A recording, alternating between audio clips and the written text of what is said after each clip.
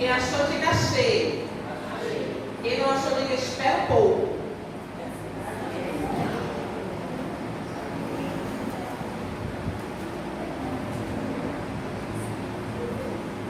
Todos acharam? Amém. Vamos lá. E foram para Jericó.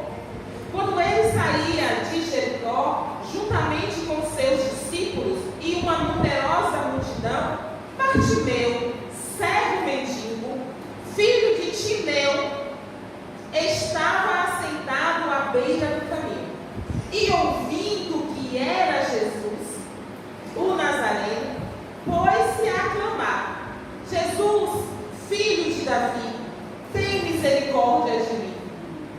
E muitos repreendiam aquele cego, para que se calasse, mas ele cada vez mais gritava: Filho de Davi, tem misericórdia de mim. Jesus parou e disse: Chama-o. Chamaram então aquele cego e disse: Tem bom ânimo, levante, e ele vem que ele te chama. Lançando de sobre si a sua capa, levantou-se de um salto e foi ter com Jesus. E perguntou-lhe Jesus: O que você quer que eu te faça? E respondeu o cego: Mestre, que eu torne a ver. Então Jesus lhe disse: Vai, a tua fé te salvou. E imediatamente ele tornou a ver e seguia Jesus estrada fora. Aleluia. Deus, em nome do teu Filho, Jesus Cristo de Nazaré, que és eterno, e as tuas misericórdias duram para sempre. Nós te pedimos agora, Senhor, o discernimento dessa palavra. Nós te pedimos agora, ó Pai eterno, que o Senhor venha nos conduzir. Teu Espírito que inspirou esta palavra, que esse mesmo Espírito venha agora discernir, trazer discernimento para as nossas vidas, fazer com que nós entendamos aquilo que o Senhor quer para as nossas vidas na noite deste dia. Em teu nome eu oro e Yeshua HaMashiach. Amém. Amém. Pode se aceitar.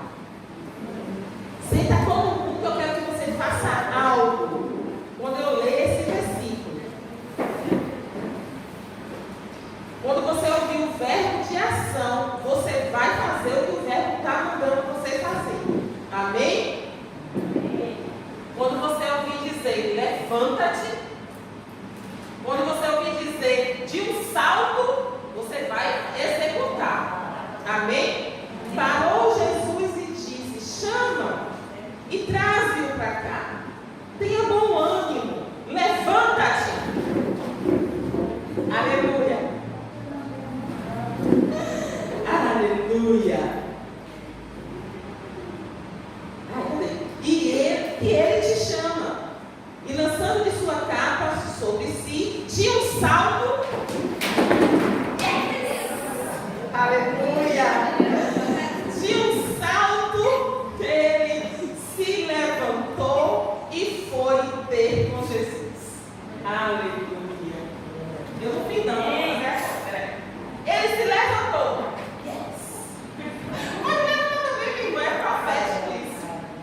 E de um salto,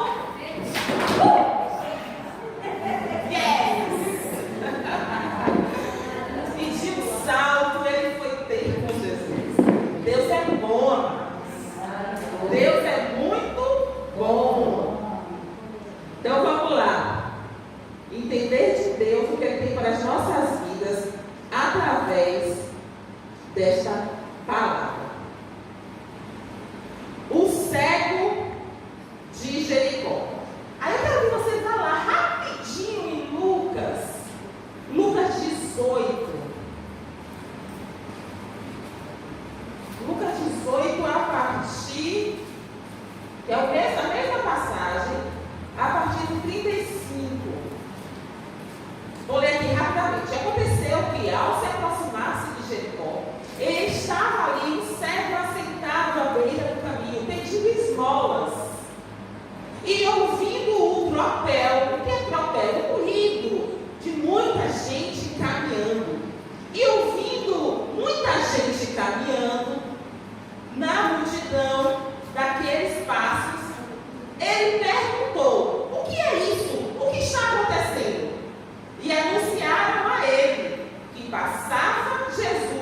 daquele lugar, o Nazareno. Então ele clamou: Jesus, filho de Davi, tem compaixão de mim. E os que iam à frente o repreendiam para que ele se calasse. Ele, porém, todavia, no entanto, cada vez gritava mais alto: Jesus, filho de Davi, tem misericórdia de mim. Então parou Jesus e mandou que trouxessem aquele cego até ele. E tendo ele chegado, perguntou: o que você quer que eu te faça? Respondeu então aquele homem: Senhor, que eu torne a ver, ou seja, que eu veja outra vez.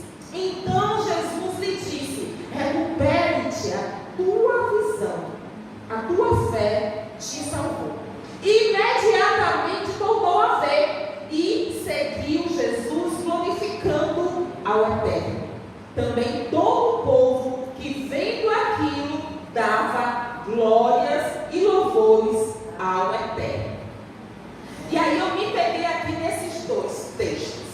E Mateus também ele fala, mas o de Mateus está mais parecido com o de Marcos.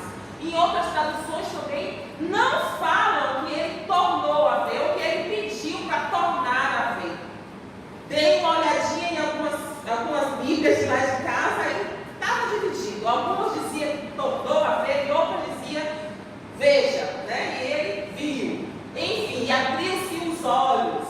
Então, de tradução para tradução tem algumas diferenças. Olhei no original também e está lá, tornou-lhe a ver. Olhei no outro, estava lá, veja, e o Senhor, e agora? Por isso, Pai, nós dependemos de Ti para trazer o discernimento dessa palavra.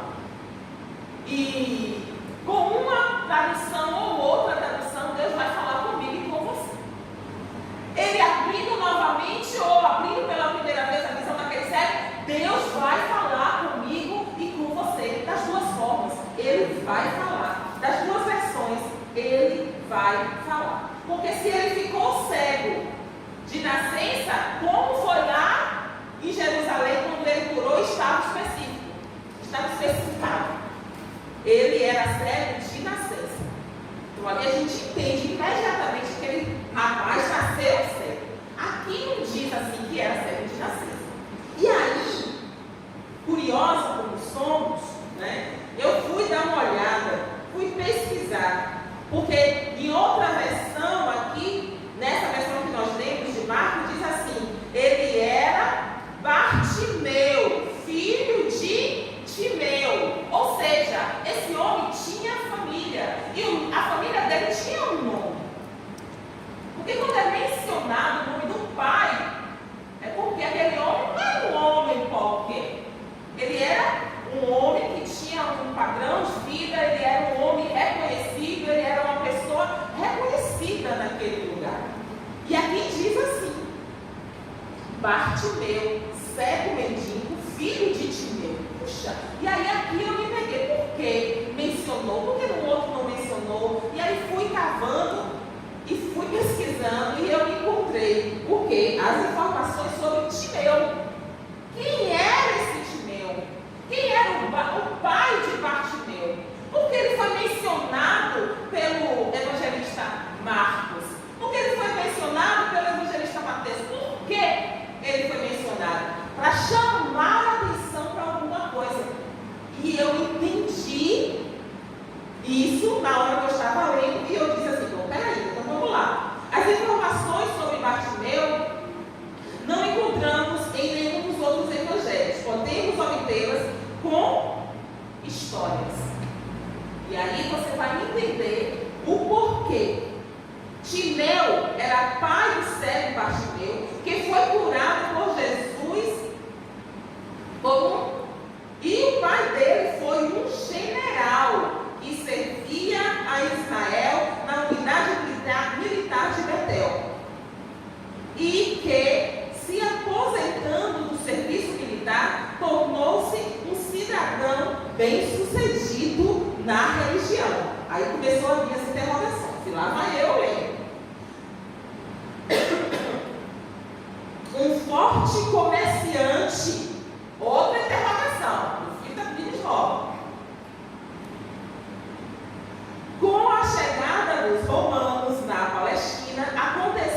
porque seus bens foram confiscados e o soldo da aposentadoria foi cortado.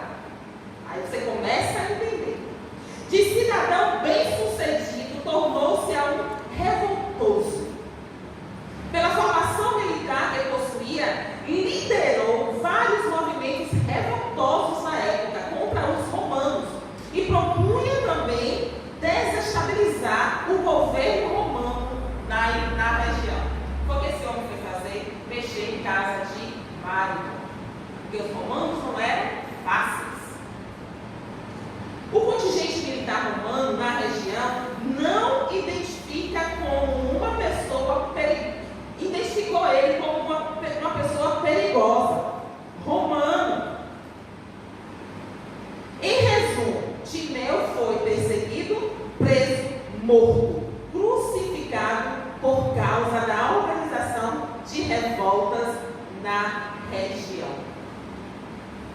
Após a morte de Timeu, o mal passa para o seu filho e os romanos mandaram arrancar os olhos de Bartimeu para evitar que se tornasse mais um revoltoso, tão perigoso quanto o seu pai. A crucificação dos contrários à ocupação romana era um expediente muito praticado. E um grande número de pessoas foram mortas dessa mesma morte.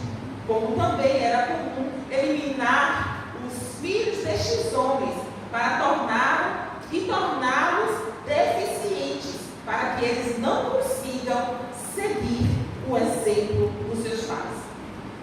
Tornar os filhos cegos dos pais que eram revoltosos era muito comum e passavam a ser um exemplo vivo para não seguir seus pais. E eu fiquei chocada. E aí eu entendi. Essa fonte foi, eu sempre gosto de pesquisar, www.abiblia.org. Eu gosto sempre de dar uma olhadinha nela. Tem outras também que eu olho. Mas essa informação eu obtive desse site. E aí a gente começa a entender algumas coisas, né? Quando ele fala, quando Marcos fala que ele respondeu para Jesus, que eu quero torná-lo.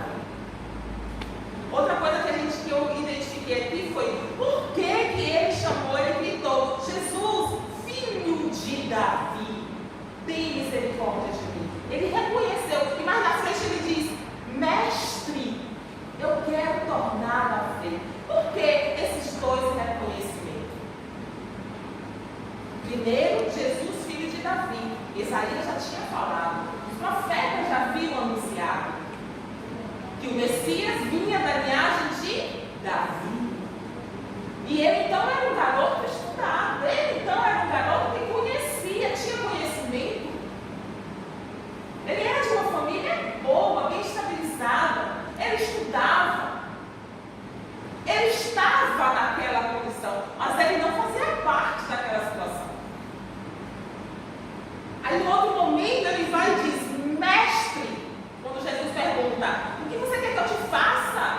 Ele diz, mestre, eu quero voltar a ver, eu quero voltar a enxergar, eu quero ver de novo as maravilhas e eu quero te ver. Dois reconhecimentos aqui que Jesus é o Messias. Eu fiquei, tantas vezes eu já li, quantas vezes a gente canta sobre esse cego, Bartimeu, e eu nunca atentei para isso. Eu disse, Senhor, como eu não pude ver? Porque tem cegos que olham, mas não veem. Eu disse, Senhor, cheguei assim, fiz assim, ó, mais uma escama saiu dos meus olhos. Obrigada, Jesus. Porque muitas vezes a gente passa desapercebido pela palavra.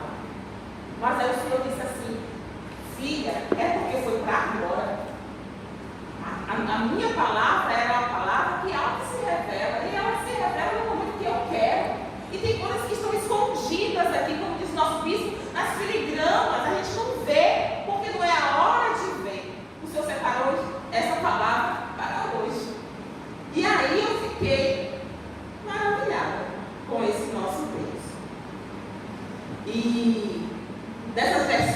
eu li, né, dessas duas versões, eu creio sim que a primeira, o cego tinha conhecimento das Escrituras, tanto que ele reconheceu que Jesus, que aquele homem, que Jesus, aquele profeta, ele veio da linhagem de Davi porque ele conhecia as Escrituras Sagradas e também ele o reconheceu como mestre.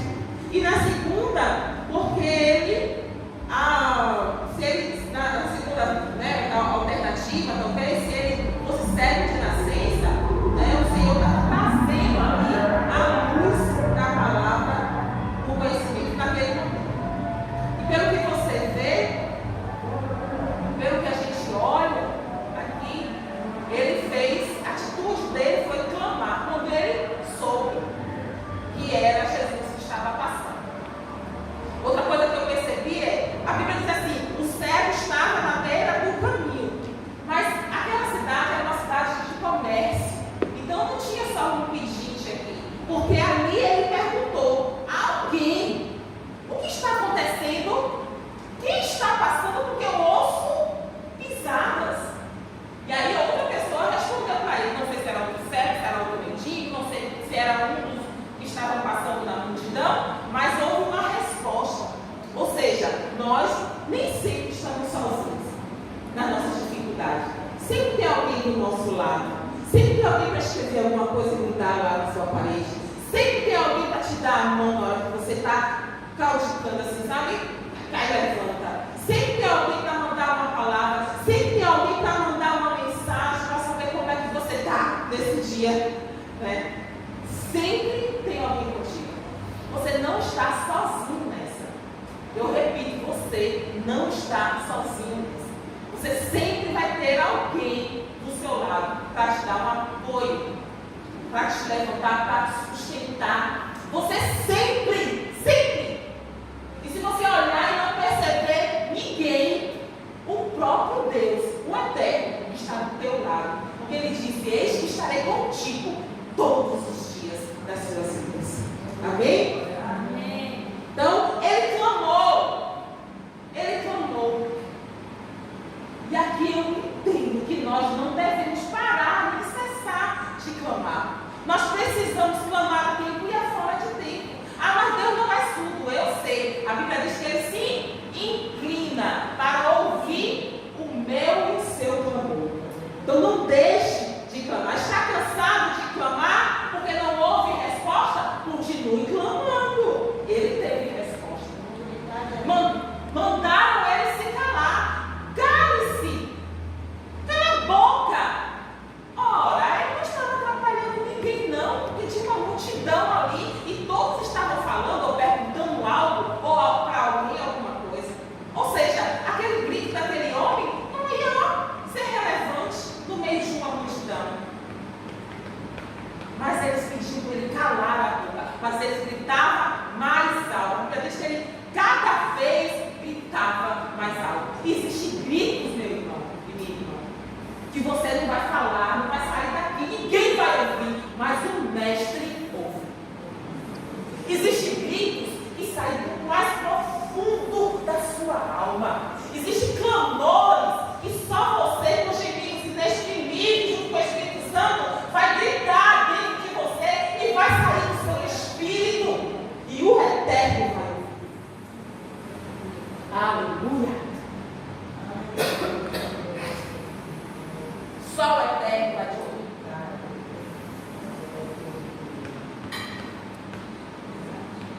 E aquele cego clamou cada vez mais alto: Jesus, filho de Davi, tenha misericórdia de mim. E Yeshua, recebe, tenha misericórdia.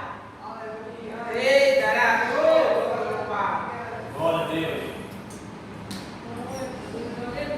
Glória. Aleluia. Parece que você nunca está saindo do inverno, não é verdade? Parece que nunca essa estação vai passar. Parece que esse outono não larga de você.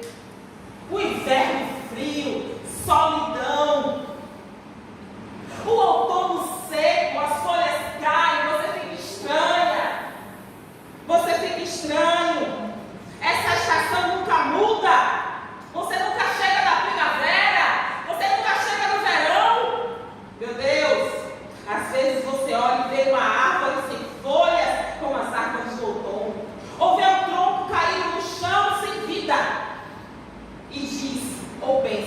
Não tem mais jeito. Já estou cansado de gritar, já estou cansado de clamar. O emprego não vem, a cura não vem, o meu trabalho não vai melhorar, o meu chefe não me reconhece. Não tem mais jeito. Mas não é isso que a Bíblia diz ao seu respeito. Lá em Jó diz que ainda de um tronco, a árvore morta no chão, ao cheiro das águas, ela brotará. E se ainda envelhecer na terra a sua raiz, tá? Pois bem, eu te digo, ainda há sim esperança para você. Está demorando, pastora? Sim, calma. Espere mais um pouco de tempo. Se amexe não. Está demorando sim, mas espere mais um pouquinho.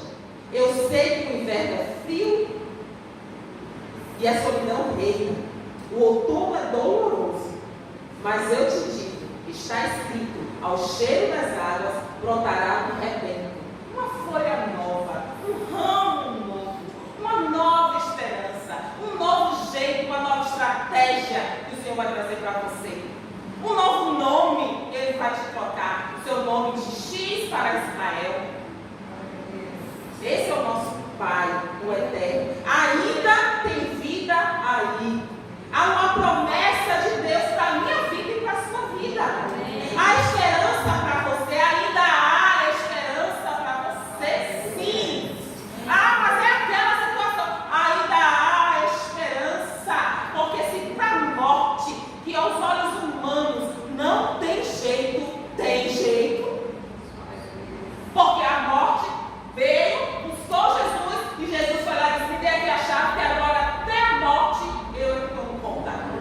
Porque até a morte eu que mando. Porque até a morte eu digo: vá ou venha. Aleluia.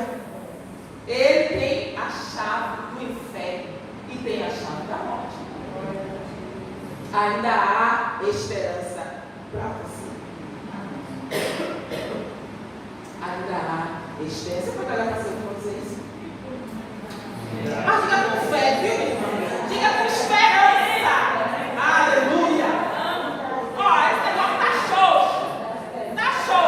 Olha de novo.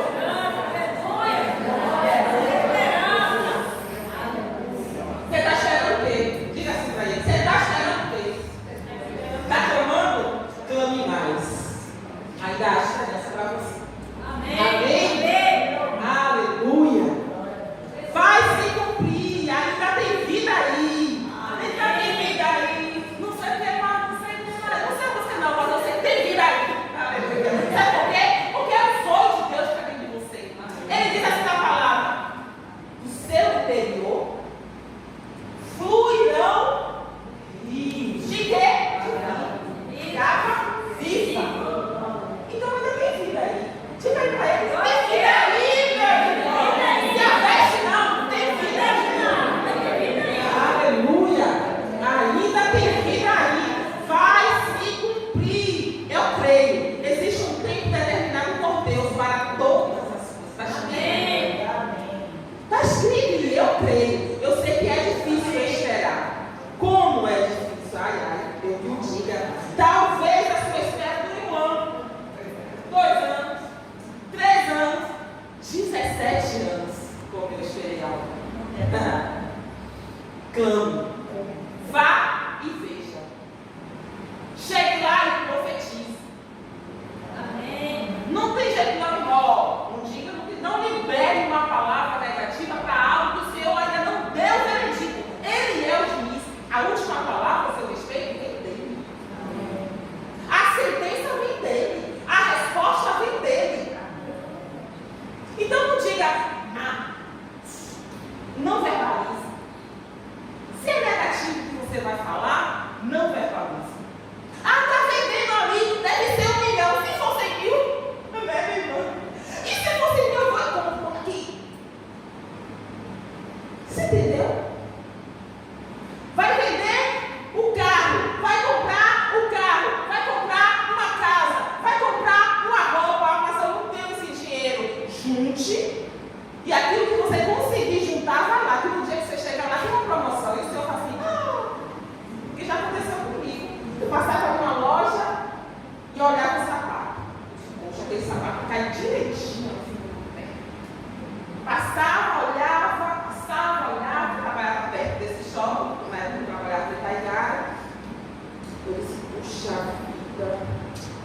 uma loja de grife, aí você fica mais entusiasmada ainda, né? Mulher, sério?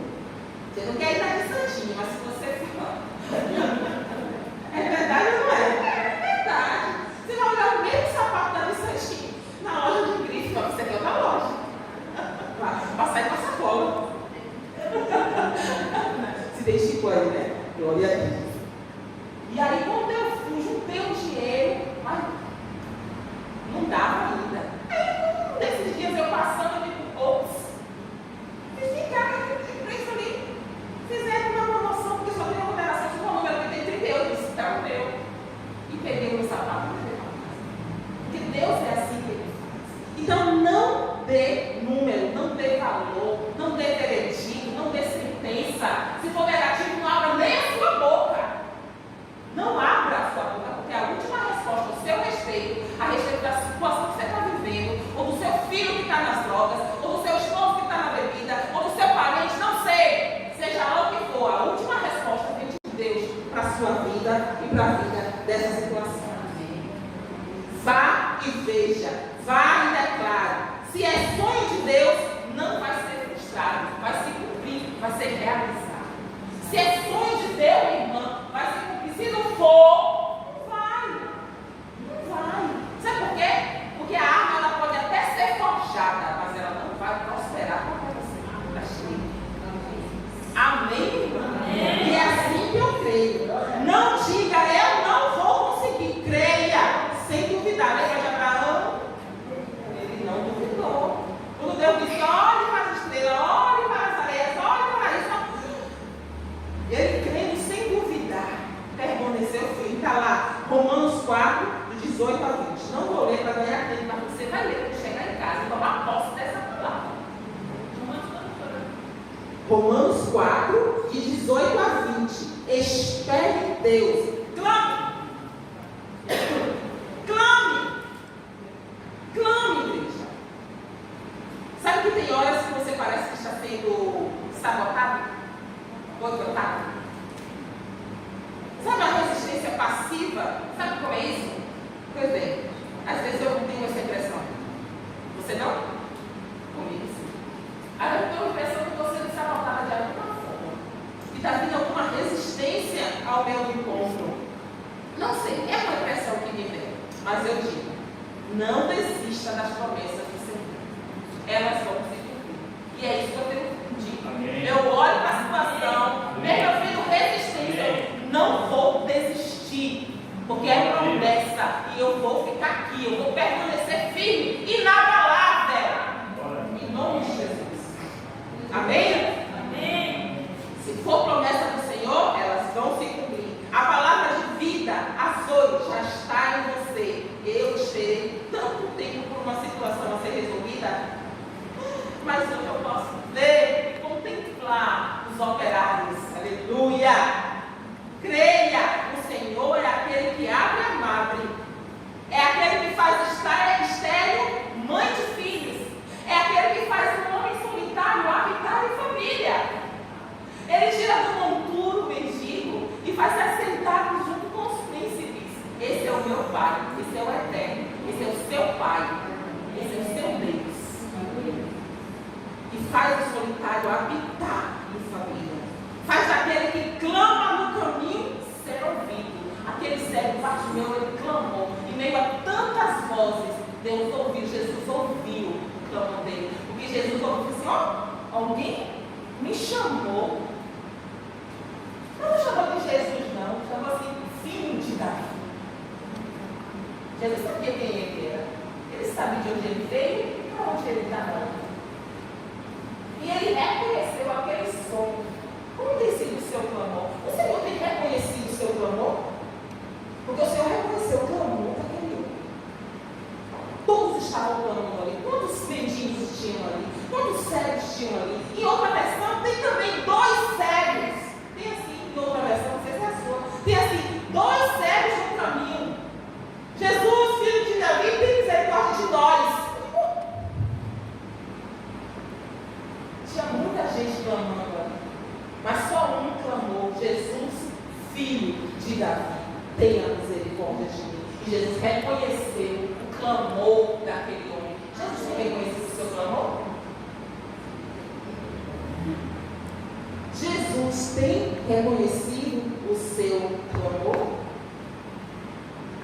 Está escrito em Salmo 116, vamos lá, rapidinho para encerrar? Salmo 116, 1 e 2.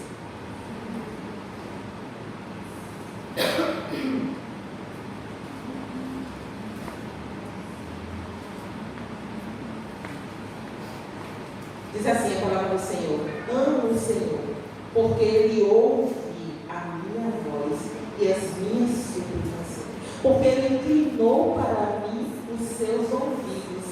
Eu me vou invocar enquanto eu viver. Aleluia.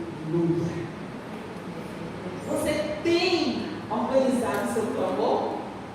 E aí, depois que o Senhor me deu essa palavra linda, eu disse assim: sim, Deus, agora me diga aqui onde que vai se encaixar aí a organização familiar.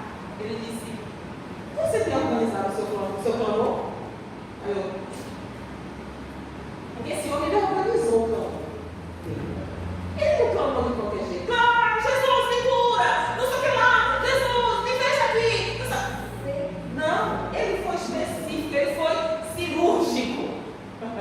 Ele foi, ó, papum. Ele foi aqui, ó, na essência. Ele disse assim: vou pegar ele agora. O que está passando aí? O que está acontecendo? Ah, é um Jesus que está passando aqui. Quem? Jesus. Aí na hora ele disse: é agora ou nunca. Quando o Senhor vem, quando você está no seu cantinho, quando você está no seu a sós com Deus, que Ele vem, que você sente a presença, o que dizer, o que fazer quando Ele vem aqui? O que você faz quando Ele vem? Eu quero mais que essa música, porque agora eu já sei como eu vou fazer quando Ele vem. Agora já sei. O meu clamor, a minha oração vai ser organizada. Que às vezes a gente clama e não diz nada com nada. Senhor, oh, não sei o que, está vendo isso, Jesus? Clamar não é só falar alto, não é só gritar mais alto. Clamor é a oração direcionada. Clamor é uma oração organizada. Foi isso que eu aprendi hoje, de tarde, com o meu pai. Clame, reconhecendo que Ele é o seu Deus, que Ele é o seu mestre. Clame a Ele, organize a sua oração.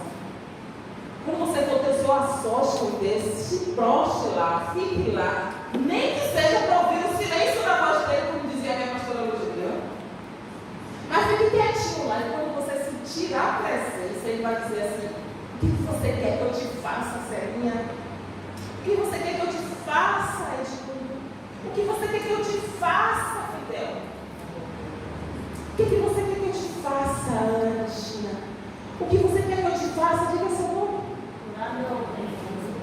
E aí você vai dizer para ele, e ele vai dizer assim: fechou, eu concordo, e assim me basta. E você lá com meus sonhos. E assim que ele vai fazer? Ele vai ser organizar o seu plano. Amém? Amém. Aleluia? Aleluia. Então dê um salto da sua cadeira e glorifique ao Senhor. Exalte o nome dele. Bendiga o nome dele. E organize o seu clamor.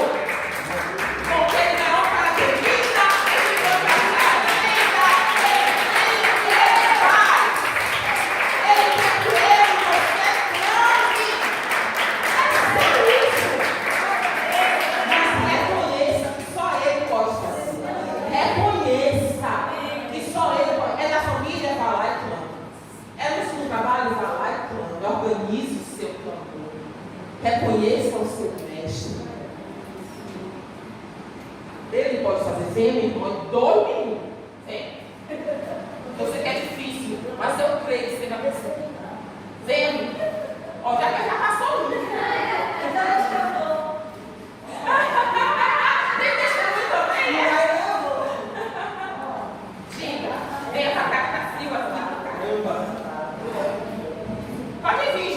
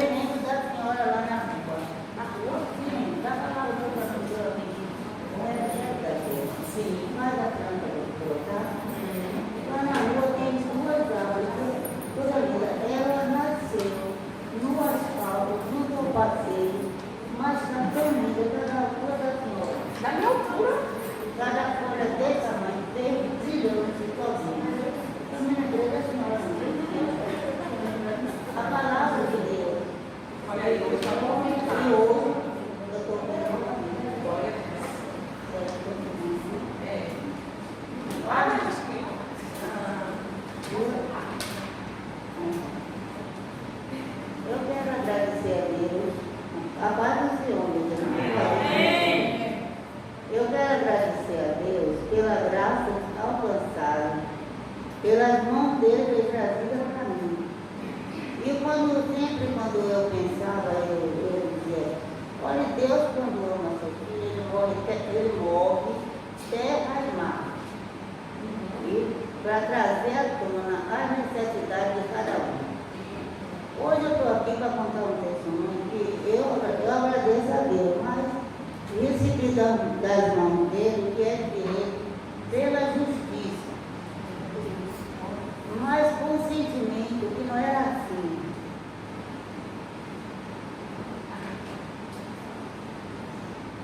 Não era assim que eu tive. Eu estou recebendo pelo direito que eu tenho de esposa o benefício do meu marido. Então eu quero agradecer a Deus, porque eu sempre disse a Ele, tudo na minha vida, só quero pela tua vontade e pelo teu querer. Foi assim, muita luta, porque ele faleceu no Rio de Janeiro e o INSS achava porque ele lá e eu aqui. Porque há muita dificuldade, a gente não pode dizer isso. Mas eu casei quando tinha 54 anos de casada, 3 filhos, moro na mesma casa onde ele deixou. Ele abandonou uma casa não, que ele não deixou casa. O lugar, graças ao Senhor Deus, ele me deu condições de uma mulher guerreira, que as mulheres são fortes, as mulheres não devem aceitar a decepção, as mulheres devem segurar nas mãos do Senhor, acreditar que Deus pode tudo. Amém. Esse Deus da gente não é um Deus morto, é um Deus vivo. É só a gente confiar, dedicar e cumprir a vontade dele, os mandamentos dele, e ele vai operar na vida de cada um. Eu tenho muito testemunho, eu sei que Deus me ama, assim como ama você, como ama você. Ele defende de muitas coisas que vem, as angústias vêm, mas ele defende, ele tira todo mundo embora. Então, minha filha, eu recebi hoje quando eu saí daqui, minha menina ligou, que é para ir lá amanhã, para poder concluir tudo que ela tinha. Eu também quero dizer a vocês uma coisa, é até engraçado.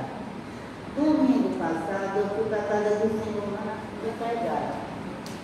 Aí quando foi na hora de oferta, eu abri a bolsa. Mas Deus é uma maravilha, né? Aí peguei nos 50 de como Deus, eu fiquei assim, não sabe? Porque era 50. Aí não repareceu. Aí depois eu peguei 20. Me hesitei, né? Deus me perdoe, por favor, me perdoe. Mas aí eu coloquei 20. Aí quando eu cheguei em casa, não, quando eu cheguei em casa, eu disse assim, meu Deus, eu fiquei pedindo por esse benefício, meu Deus, há tanto tempo que dá para chegar, e ainda não. Ele disse, mãe, você quer o dinheiro, mas você levou, né? Você não quis me dar o dinheiro. Eu digo, meu pai, mas eu sempre tive, olha, pastor, eu sempre tive vontade de aumentar o meu dízimo. Eu não dou muita oferta, não, eu dou dízimo, eu gosto mais. O que mais, né? Então eu disse para Deus, Senhor, eu gostaria de me simplificar esse filho, agora como, isso aí também, que eu vou decidir. Nem eu pensava nisso, né? Aí a gente tem vontade de ficar mais agora, maior, mas por quê? Ele proveu e agora em vez de Aleluia! oh, para a honra e glória do Senhor. Glória a Deus!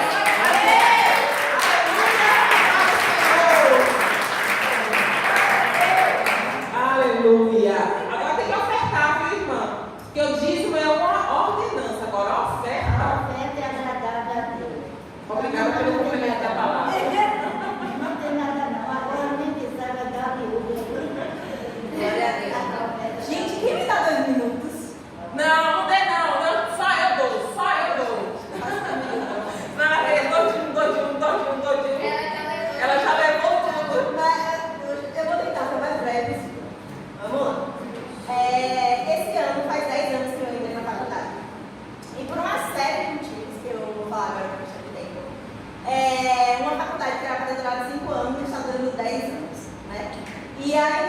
semestre, eu falei assim, cara, eu preciso terminar isso logo, porque eu não aguento mais. Eu não aguento. Já não estava, já que eu realmente não aguento mais. E aí, no início do semestre, eu conversei com a Dayana sobre isso, eu falei sobre a questão do marketing e tal, eu falei, tá, eu preciso acabar com isso logo. E aí eu resolvi dar o meu tudo para fazer o máximo de disciplinas que eu conseguisse pegar. O meu normal, assim, de conseguir pegar é 3, 4 matérias. Quando eu pegava a pesquisa, eu perdi em alguma ou desistia no meio do caminho. Porque é complicado. Eu estudo na Faculdade Federal, eu comecei na Universidade Federal, mudei para o Instituto Federal, mas é complicado. Enfim. E aí eu resolvi dar meu tudo e dessa vez eu resolvi pegar 7 matérias. Uau! Muito profética. Primeira vez que eu fiz isso na minha vida, eu falei, cara, agora, eu me Deus, assim, Deus, vamos lá, vai me ajudar. E aí, quando foi na semana antes da consagração, eu até comecei com a minha pastora sobre isso, né? Ela estava falando sobre a consagração de Juan e tal, eu expliquei toda a situação para ela.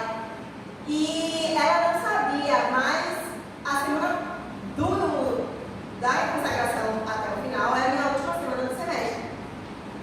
Só que eu já sabia que ia passar em 6 disciplinas. Já estava super feliz. Só que tinha uma disciplina que era muito complicada. Era uma disciplina que eu tinha dificuldade, naturalmente, eu tinha dificuldade com a disciplina. E essa disciplina ela é composta de 3 atividades pontuadas, 2 provas e 1 trabalho. Na primeira prova que aconteceu em abril, teve aquela questão daquela ondinha de morte e de atentados nas escolas. Então, foi cancelada a minha prova e foi reagendada para uma outra data. E essa data para a qual foi reagendada, eu tinha uma viagem a trabalho. Então, eu entrei com um protocolo para fazer segunda chamada. Então, eu tinha essa segunda chamada para fazer no final do semestre. A segunda nota foi um dia que eu estava fazendo um outro trabalho super difícil, eu ainda não tinha essa ciência que eu ia passar, da ciência que eu tinha passado, né? Mas eu trabalho muito difícil, de uma matéria que eu perdi no semestre passado, que tem um índice de reprovação de mais de 80%. E aí eu precisava fazer, aí eu mandei meu professor, eu não tenho condições de fazer essa prova hoje, porque eu preciso terminar o trabalho de livro. O senhor deixa eu fazer a segunda semana dessa prova também? Aí ele, olha, gente, a disciplina eu deixo que o aluno que não queira fazer uma prova, faça uma prova no final, mas com o assunto do aluno do semestre todo, não só a segunda prova. Aí eu falei, professor, eu tenho muita escolha, eu vou fazer essa segunda chamada também. E aí, na semana das consagrações, eu tinha essa primeira chamada da primeira prova, a segunda prova com o assunto de todo o semestre, e tinha o trabalho que era no final mesmo do semestre, então 3 atividades, esse aí é o trabalho em grupo. E aí eu falei, cara, eu já tenho uma dificuldade na matéria, eu tenho que estudar o semestre todo em uma semana. E aí teve o dia da consagração. E aí eu vim pro culto. E aí eu estava ali no cantinho, chorando com Deus, cantando aqui a minha alma. Aí a Ana passou assim por mim, depois que eu levantei, né, eu acho que essa música é a sua música, porque é. E aí eu estava me derramando ali, o Senhor, Deus, aqui a minha alma, porque ao longo desse meio do caminho, a pessoa cansa, eu estava exausta, e aí ficava voando, vai assistir, vai dar. E aí tá, quando foi na terça-feira de manhã, eu tinha combinado com o professor me perguntando que dia você quer fazer as suas provas. Aí o professor mais longe possível ficava empurrando, até que chegou ao seguinte calendário. Eu ia fazer a primeira prova na quinta, a segunda prova na sexta e entregar o trabalho no sábado. Agora, no final de semana. Aí tá, eu fui fazer a prova na quinta. Mas eu não quase nada. Eu olhava a prova, olhava pra mim, olhava pra prova, pra olhar pra mim, eu botei 2 coisinhas lá pra não entregar em branco e falei, professor, não vou perder mais tempo não, toma aqui. Eu vou descer pra estudar com os meninos estão lá estudando para o trabalho. Aí, mas você tem tempo ainda? Eu falei, professor, mas não tenho o que fazer aqui. Aí entreguei a prova e saí. Falei, galera, bora estudar que tem que correr atrás do Deus.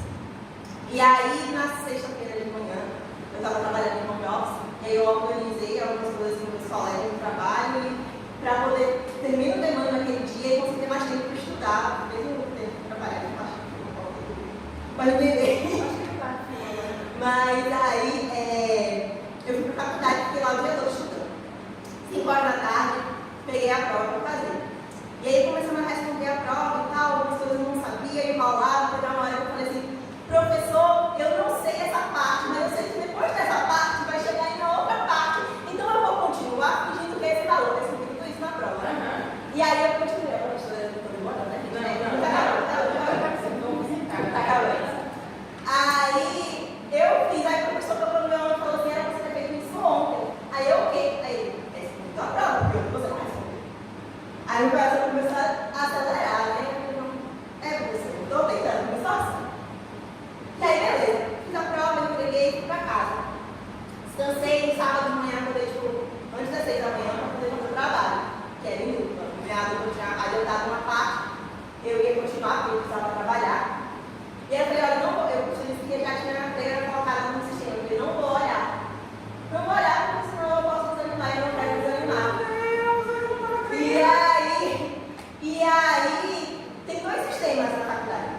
Um sistema é de comunicação do professor com o aluno e um sistema é o definitivo.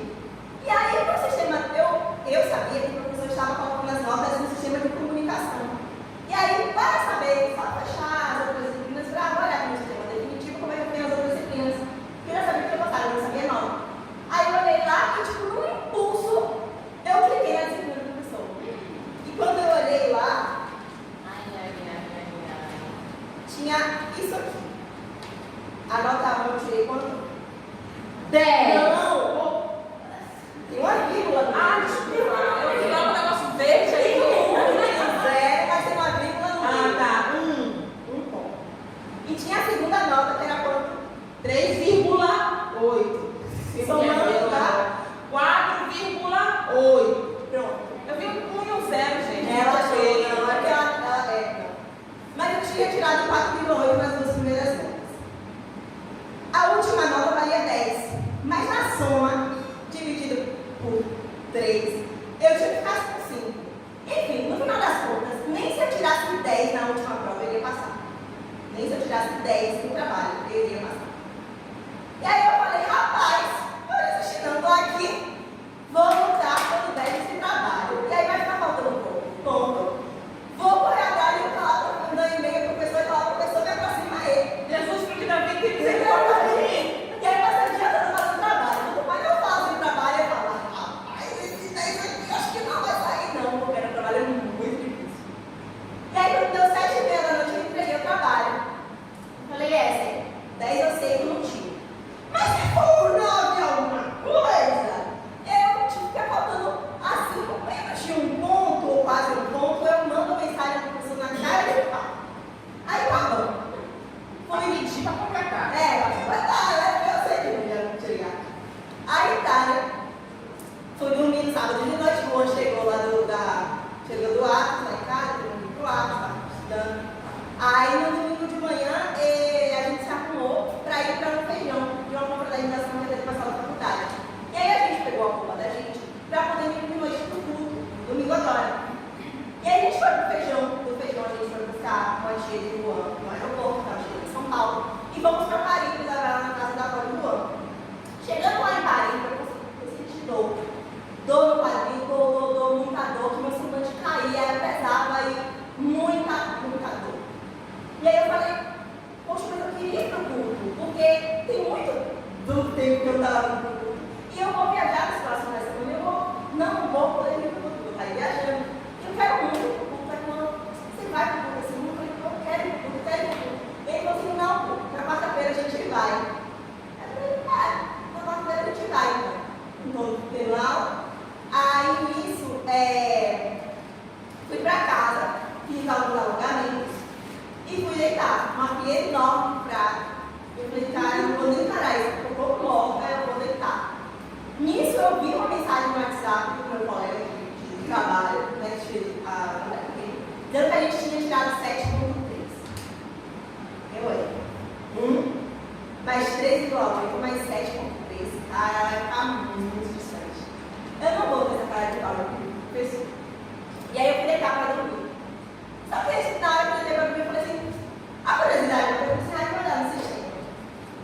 E aí quando eu olhei no sistema definitivo, não tinha a última nota. Aí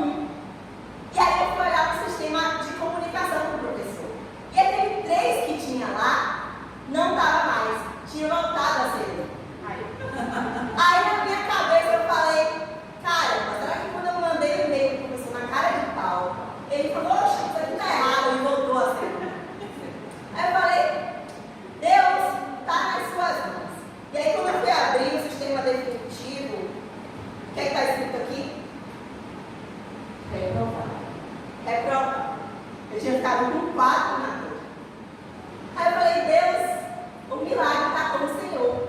Inclusive no sábado, eu comecei a ouvir uma música de Fernanda Brum e Eixla, que é aquela, à espera de um milagre, eu ainda estou. Porque nem com 10 eu passava. E aí eu voltei para lavar minha louça e continuei lá fumando e orando, não sei o que, não sei o que, não sei o que. E aí eu terminei de lavar a louça e fui deitar. E aí eu, Deus, hoje é o último dia para nós ficar no sistema. Ou é agora ou é agora. Eu não cheguei aqui à toa. Bota uma formiga na cama do professor. Eu não deixar ele dormir até a próxima meia-noite. De mandioca. Aí eu descansei no Senhor, fui dormir. Aí quando eu acordei, estava eu e o amigo para trabalhar no carro. Aí eu olho o e-mail, tinha e-mail resposta do professor. E aí quando eu vou olhar no sistema, o que é que está aqui? Aprovado!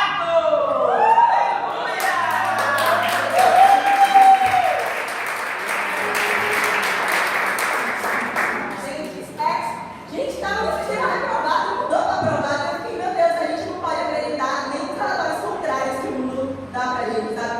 Era o último dia, era 22h37 e só tinha até meia-noite para colocar no sistema. Meu Deus, fez esse milagre na minha vida e eu tô para compartilhar. E a resposta é: eu vivo de milagres, sabe? Vai e veja, a mulher não creu, meu Deus do céu. Meu Deus do céu. É bom. Você estava aqui na hora do domingo pessoal, quando disse vai e veja? Não estava, não foi? Mas Juan estava, não foi, Juan? Não vai e veja? Tinha que ter quando ela estava aí e veio. Eu vi, olhei, vi, tornou-se real, entendeu? E depois você vai ficar sabendo da história, e glória a Deus e aleluia. Agora é engenheira, né? Para. Quase nada. Não, minha irmã. Isso aí você vai duvidar mais de quem, mulher? Vai e veja o diploma na mão. Vai e veja. Aleluia. Amém? Glória a Deus. Um beijo no coração. Deus, em nome de Jesus, meu Pai, tome em tuas mãos essas fotos, essas chaves. Meu Deus do céu. Tome em tuas mãos, faz tão somente o que tu queres que te apraz. Essa água ela não será mais uma água comum, mas no momento que ela for usada, mencionada, meu Pai, tu dará aquilo que te apraz.